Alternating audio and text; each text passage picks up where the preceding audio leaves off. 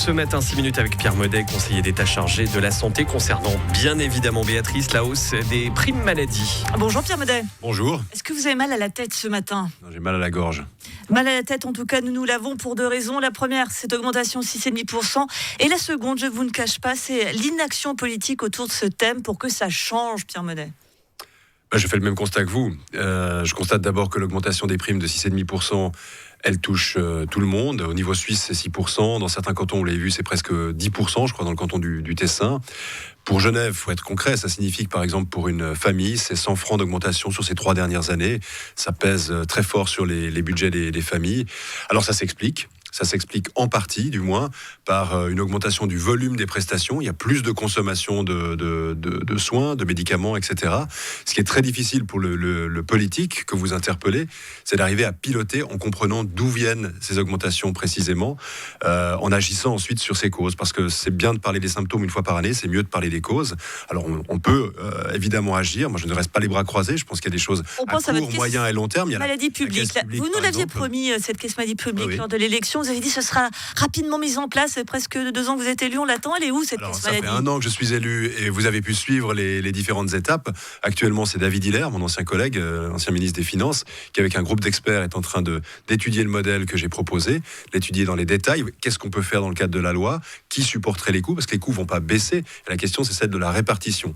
Maintenant, la caisse publique, elle est fondamentale pour éviter de se retrouver chaque année en septembre, un matin comme aujourd'hui, à disserter sur quelque chose qu'on ne comprend pas. Et la caisse publique, elle permet d'avoir la transparence, de comprendre ce qu'on n'arrive pas à faire aujourd'hui avec les assureurs et avec l'Office fédéral de la santé publique, d'où viennent ces augmentations de coûts, comment est-ce qu'on peut les adresser correctement pour les limiter. Et donc, quand est-ce qu'on va pouvoir l'avoir, cette caisse maladie ? Eh bien, j'espère. Alors, normalement, on devrait avoir le retour du groupe d'experts en fin d'année. Enfin, pas normalement. On a déjà quelques pistes. On a des pistes qui sont esquissées. En un mot, c'est faisable ou pas ? Alors, déjà, première piste. C'est faisable, mais ça dépend de quoi on parle. Si c'est une caisse publique analogue aux caisses privées, qu'on met à côté des caisses privées et qui est simplement en concurrence, ça va rien donner. C'est le loup, c'est la brebis dans la bergerie. On avait dit le dauphin au milieu des requins. Donc il faut que pour une caisse publique fonctionne, il faut qu'on soit sur un modèle un peu différent. Si vous voulez, aujourd'hui, un des problèmes qu'on a dans la non-maîtrise des coûts de la santé, c'est le fait qu'on rémunère à l'acte. Et donc plus il y a d'actes, plus ça coûte. Et les médecins ne sont pas forcément bridés dans les actes. Et puis les actes, certains médecins, par exemple, les médecins de famille, font des actes de prévention, des actes de nature un peu sociale, pas forcément médicale, mais qui sont très importants. Ça, c'est pas rémunéré. Donc passer à une logique où on rémunère au forfait, par tête, c'est une des pistes qui est esquissée. L'idée aussi d'avoir un réseau de soins, c'est-à-dire une capacité, par exemple, il y a aujourd'hui beaucoup de gaspillage, et c'est pas forcément la faute des gens, mais c'est la multiplication de radios, de non-coordination entre les acteurs de la santé qui génèrent ces coûts. Le fait d'avoir un réseau de soins, et à Genève c'est possible, on est une petite ville très dense avec un système médical très poussé, avec les Hugues et l'IMAD qui jouent un rôle clé. Voilà ce qu'on étudie aussi à travers la caisse publique. Le réseau de soins, il est en place dans le Jura bernois, il va arriver très prochainement dans l'ouest lausannois à Morges.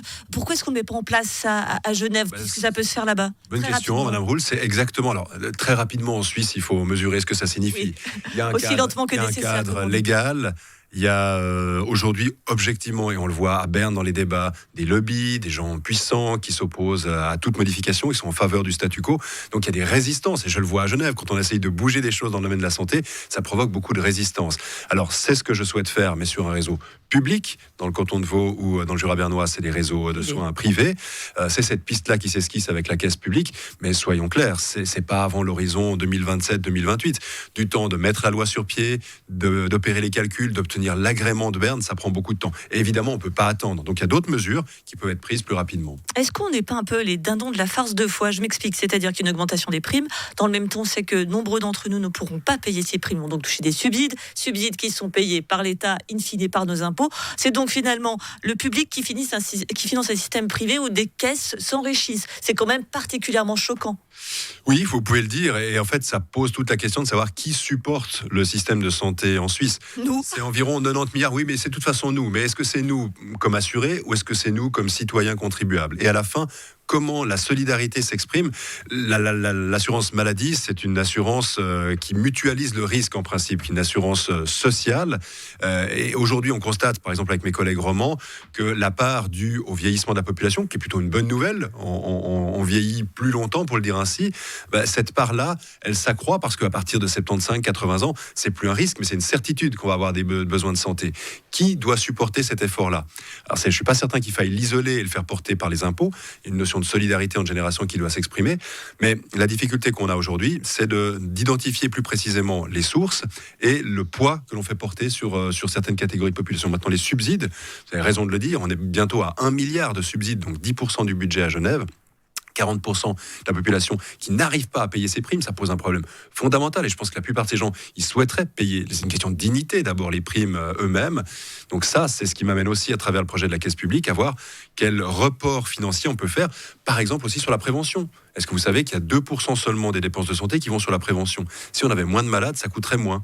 Et moins de malades, c'est par exemple sur les cancers, sur les diabètes, sur les maladies cardiovasculaires, sensibiliser, pousser les gens à changer les comportements pour agir en amont. D'un mot, ça fait 6 minutes que nous parlons de ce système de santé. La LAMAL, elle est à bout, c'est terminé. Oui, la LAMAL, elle connaît ses limites. Ça fait 30 ans qu'elle existe.